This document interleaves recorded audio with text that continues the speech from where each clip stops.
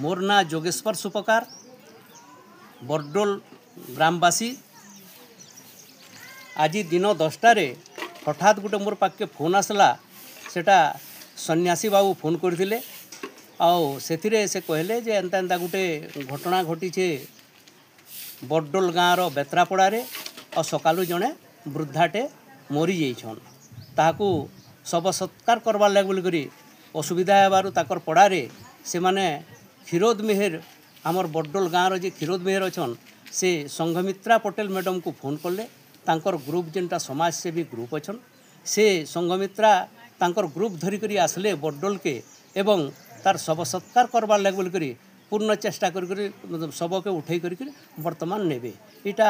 देखिक मत बहुत खुशी लगला। मुई भी गाँव रहे एवं ताकर कर्तव्य के मुझे देखिक जी देखुछन मत बहुत बहुत बहुत खुशी लगला एवं एंता सेवा से करूथन एवं तांकर काम चालू रही तो इटा ही मोर माने लास्ट वक्तव्य एवं मुई समस्त को इटा जन देवाके चाहूचे। मुई गाँव ग्राम रखे मोर ना हो शामचंद्र साहू और गाँ के आपत्ति कली आम पटेल बाबू भी डाकली लाश के उठावे बोलिकी से आसिक लाश के उठौन आज्ञा एति मोर नाभि आज्ञा